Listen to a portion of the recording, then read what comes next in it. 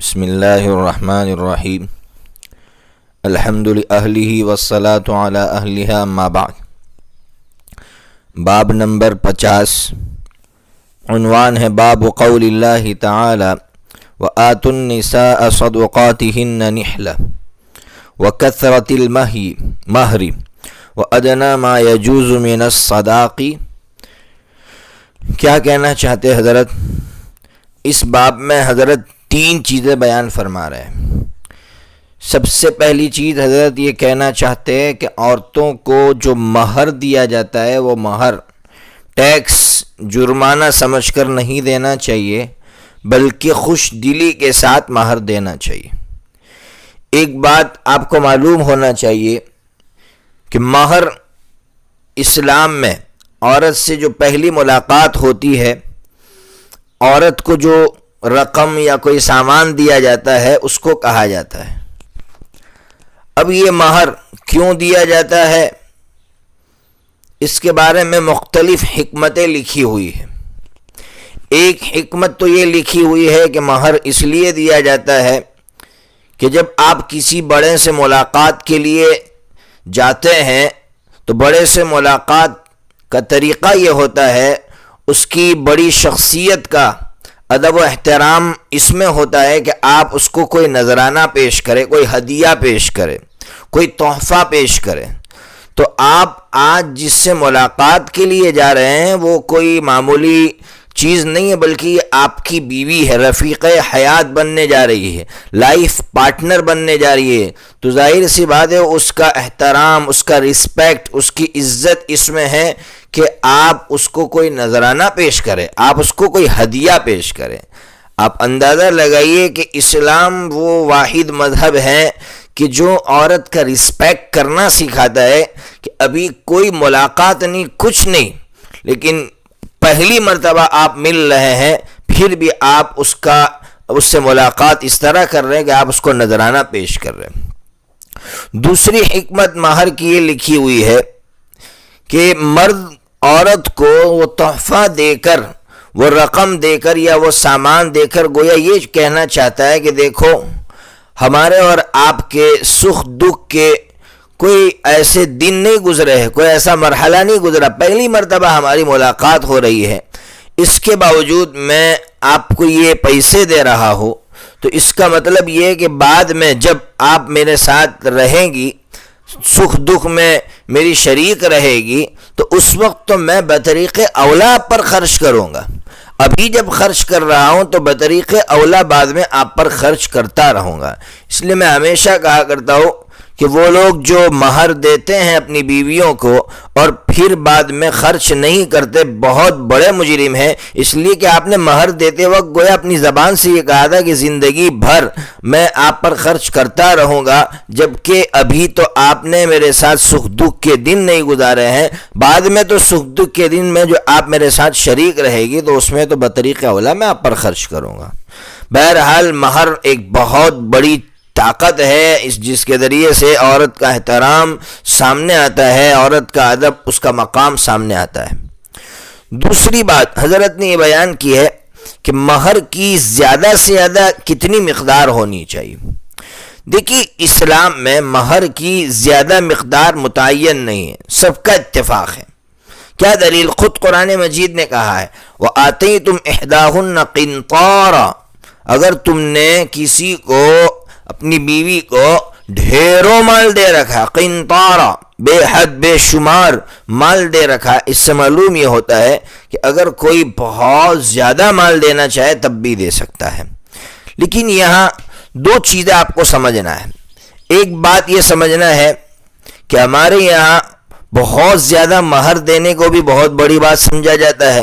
یہ آواز لگائی جاتی ہے کہ عورت کو اتنی سستی ہے، دنیا میں کوئی چیز خریدنے جاؤ تو پھر وہ 10,000 میں نہیں ملتی، تو آپ بیوی 10,000 میں خریدتے ہو، اس کے لیے بہت بڑی رقم ہونی چاہیے۔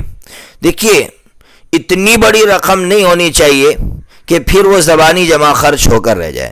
جیسے کلکتہ کا واقعہ میرے سامنے آیا، جب میاں بیوی میں اختلاف ہوا، میرے پاس آئے تو پھر پتا چلا کہ مہر 5 لاکھ تھی۔ میں نے پوچھا مہر دی؟ تو کہا ہماری شادی ہوئے 30 سال ہو گئے، ابھی تک 1 روپیہ نہیں دیا۔ اس لیے کہ جب یہ 5 لاکھ مہر طے ہوگی تو شوہر کہاں سے دے گا؟ یہ تو صرف زبانی جمع خرچ بن کر رہ گیا۔ اسی طرح بہت سے علاقوں میں نے پوچھا تو وہاں پتہ چلا کہ 2 لاکھ مہر ہے۔ بھائی 2 لاکھ مہریں دی تو کہا نہیں دی۔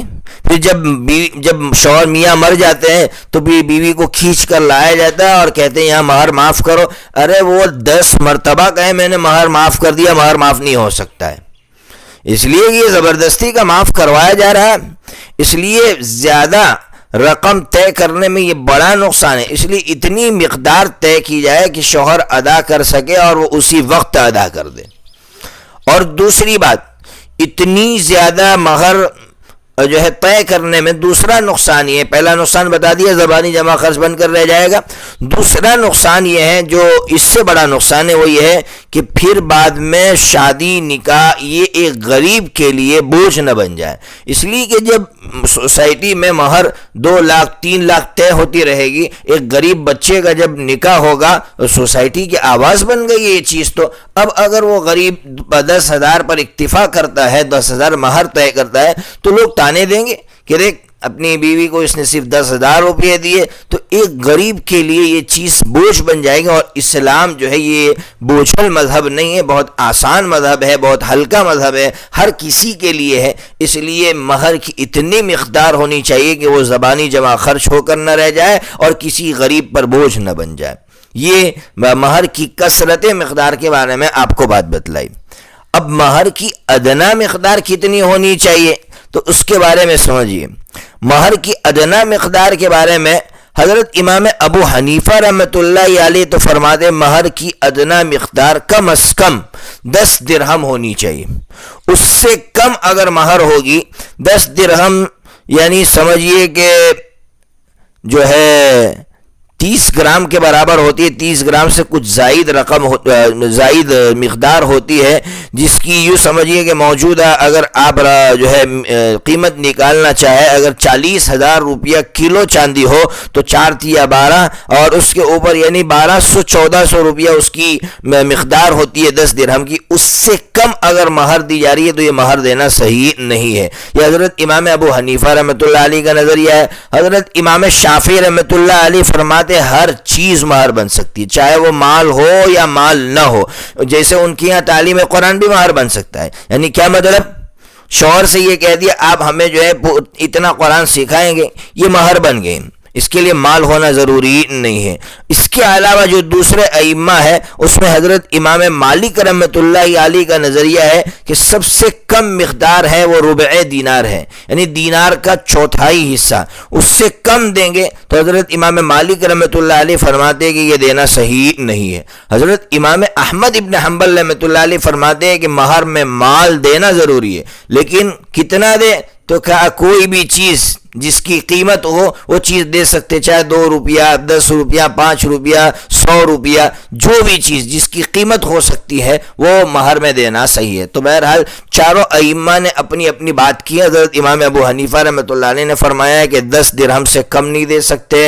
امام شافعی فرماتے ہر چیز مہر بن سکتی ہے، چاہے مال ہو یا غیر مال ہو، جیسے تعلیم قرآن۔ امام مالک رحمۃ اللہ علیہ فرماتے ربع دینار سے کم نہیں ہونا چاہیے۔ حضرت امام احمد ابن حنبل فرماتے مال ہونا ضروری ہے، لیکن مال تو کا کتنا بھی ہو سکتا ہے وہ مہر میں دیا جا سکتا ہے۔ چاروں کی بات ہو گئی۔ حضرت امام بخاری رحمۃ اللہ علیہ کا نظریہ کیا ہے؟ حضرت امام بخاری رحمۃ اللہ علیہ کا نظریہ حضرت امام احمد ابن حنبل رحمۃ اللہ علیہ کی طرح ہے، یا پھر آگے باب قائم کیا اس سے معلوم ہوتا ہے کہ حضرت امام شافعی رحمۃ اللہ علیہ کے ساتھ باب التزویج علی القرآن۔ اس سے صاف سمجھ میں آ رہا ہے کہ حضرت امام شافعی رحمۃ اللہ علیہ کے ساتھ ہے یا حضرت امام احمد ابن حنبل رحمۃ اللہ علیہ کے ساتھ ہے۔ اب دلائل کیا ہے؟ دیکھیے احناف کی سب سے قوی دلیل، اس کو یاد رکھنا ضروری ہے، احناف کی جو سب سے قوی دلیل ہے وہ حضرت جابر بن عبداللہ رضی اللہ تعالیٰ عنہ کی مشہور روایت ہے لا مہر دون 10 دراہم، جو دار قطنی کے اندر ہے اور بیہقی کے اندر یہ روایت ہے۔ دار قطنی نے بھی اس کو نقل کیا ہے، بیہقی نے بھی اس کو نقل کیا ہے۔ دار قطنی نے جلد نمبر 3 صفحہ نمبر 245 پر نقل کیا ہے، بیہقی نے جلد نمبر 7 صفحہ نمبر 133 پر نقل کیا ہے۔ دونوں نے یہ روایت نقل کی۔ لیکن ائمہ ثلاثہ اس روایت پر کلام کرتے ہیں. امام شافعی، امام احمد ابن حنبل، امام مالک فرماتے کہ یہ روایت ضعیف ہے. جب ضعیف ہے تو اس سے استدلال درست نہیں ہے. لیکن یاد رکھیے محقق ابن حمام انہوں نے فتح القدیر کے اندر ایک عجیب بات لکھی ہے. انہوں نے اس حدیث کی تخریج کی ہے اور فرماتے ہیں کہ یہ حدیث ابن ابی حاتم کے طریق سے بھی ہے.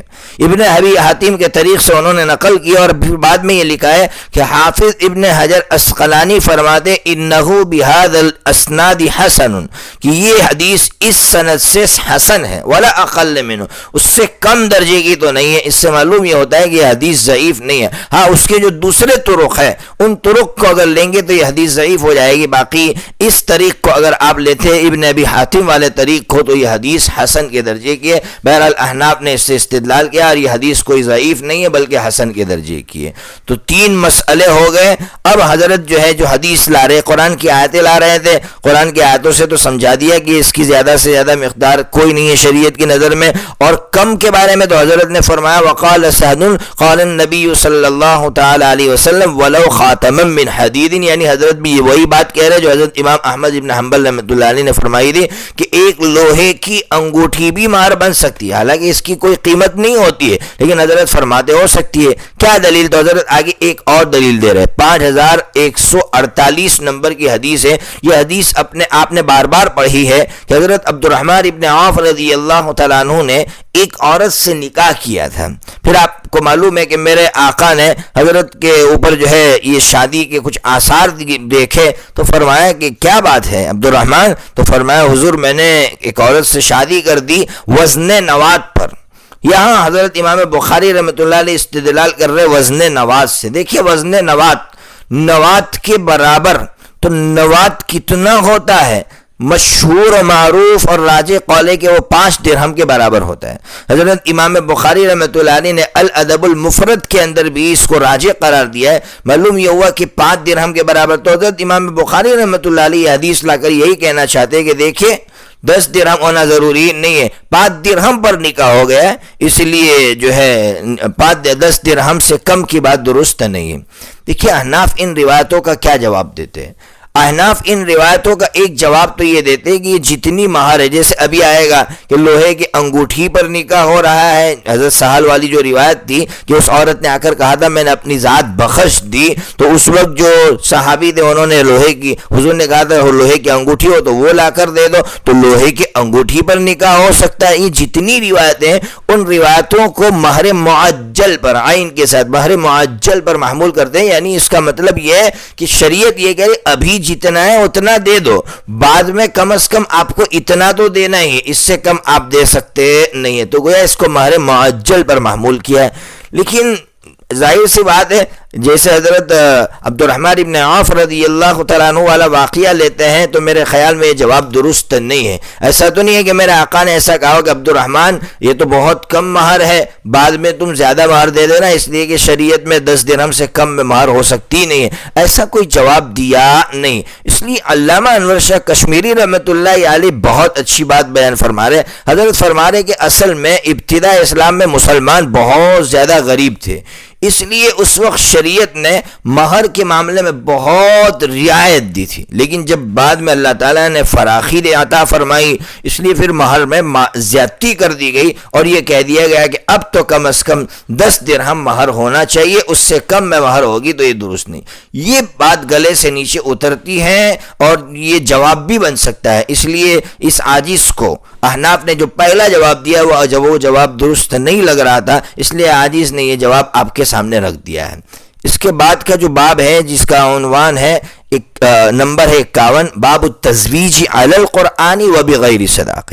وہی مسئلہ کہ تعلیم قرآن کو مہر بنایا جا سکتا ہے یعنی مثال کے طور پر بیوی نے یہ کہا کہ مجھے کچھ نہیں چاہیے، آپ مجھے قرآن کی اتنی آیتیں سکھا دینا. تو حضرت امام بخاری اور امام شافعی رحمۃ اللہ علیہ دونوں کا نظریہ یہ ہے کہ ٹھیک ہے تعلیم قرآن مہر ہو سکتا ہے. دوسرے ائمہ فرماتے ہیں نہیں، تعلیم قرآن کو مہر بنایا جا سکتا نہیں ہے. دلیل کیا ہے؟ ان حضرات کی دلیل وہی ہے جو ابھی آپ نے پڑھی. کہ وہ سہل ابن سعد رضی اللہ تعالیٰ عنہ والا جو واقعہ ہے، حضرت امام بخاری رحمۃ اللہ علیہ نے حدیث بیان کی 5149 نمبر کی، اس میں وہی واقعہ بیان کیا جس میں آخر میں میرے آقا نے فرمایا انکحتکما بما معک من القرآن، میں نے تم دونوں کا نکاح کروا دیا قرآن کے عوض میں۔ یہ ترجمہ کرتے امام شافعی رحمۃ اللہ علیہ اور امام بخاری رحمۃ اللہ علیہ، یعنی تمہارا جو نکاح ہو رہا ہے وہ قرآن کے بدلے میں ہو رہا ہے۔ امام مالک، امام احمد ابن حنبل، امام ابو حنیفہ کیا جواب دیتے؟ وہ جواب دیتے یہاں با عوض کے لیے نہیں بلکہ سبب کے لیے۔ کیا مطلب؟ میرے آقا یہ فرما رہے میں نے تم دونوں کا نکاح کیا اس وجہ سے کہ آپ کے پاس قرآن تھا، قرآن کی دولت تھی، تو قرآن کی دولت کے بدلے میں نکاح نہیں کروایا ہے بلکہ قرآن کی دولت کی وجہ سے نکاح کروایا۔ جیسے کہیں نا کہ بھائی آپ سے نکاح ہم اپنی بچی کا اس لیے کروا رہے ہیں، آپ کے اخلاق بہت عمدہ ہے، آپ بہت اچھے انسان ہیں، اس وجہ سے ہم آپ کا نکاح کروا رہے ہیں۔ تو یہاں پر بھی ایسا ہی مسئلہ ہے کہ اس وجہ سے ہم آپ کا نکاح کروا رہے ہیں کہ آپ کے پاس قرآن کی دولت موجود ہے، تو قرآن کے بدلے میں نکاح نہیں ہو رہا۔ اس لیے حضرت امام شافعی رحمۃ اللہ علیہ کا استدلال درست نہیں ہے، اور ائمہ ثلاثہ کہہ رہے قرآن نے جب صاف کہہ دیا ان تبتغوا باموالکم، اس لیے مال ہونا ضروری ہے، اس لیے حضرت امام بخاری اور امام شافعی رحمۃ اللہ علیہ کا یہ اس طرح استدلال کرنا درست نہیں ہے۔ اور دوسرا مسئلہ چھڑا بغیر مہر کے نکاح کرنا، یہ مسئلہ اس کو یاد رکھیے، سب ائمہ کا اتفاق ہے، سب کا اتفاق ہے کہ بغیر مہر کے نکاح درست نہیں، یہ تو میرے آقا کی خصوصیات میں سے۔ البتہ جس وقت نکاح ہو رہا ہو اس وقت مہر کا ذکر ضروری ہے یا ذکر ضروری نہیں ہے؟ تو یاد رکھیے حضرت امام ابو حنیفہ اور حضرت امام احمد ابن حنبل فرماتے ہیں کہ اس وقت اگر مہر کا ذکر نہیں کیا ہے تو کوئی حرج نہیں ہے، نکاح ہو جائے گا، بعد میں مہر مثل دے دیا جائے۔ لیکن حضرت امام مالک اور حضرت امام شافعی رحمۃ اللہ علیہ کی طرف یہ قول منسوب ہے کہ یہ دونوں حضرات فرماتے تھے کہ اگر نکاح کے وقت مہر بیان نہیں ہوا تو نکاح نہیں ہوگا۔ بہرحال ہر ایک کی اپنی اپنی رائے ہے۔ اللہ تبارک و تعالی پوری امت کو مہر کے باب میں صحیح سمجھ عطا فرمائے، خاص کر وہ بوڑھے ہیں جنہوں نے اپنی بیویوں کو اب تک مہر نہیں دیا ہے۔ اللہ تبارک و تعالی موت سے پہلے موجودہ قیمت جو ہوتی ہے اس کے برابر جو ہے سمجھ کر مہر دینے کی توفیق عطا فرمائے۔ وآخر دعوانا الحمدللہ رب العالمین۔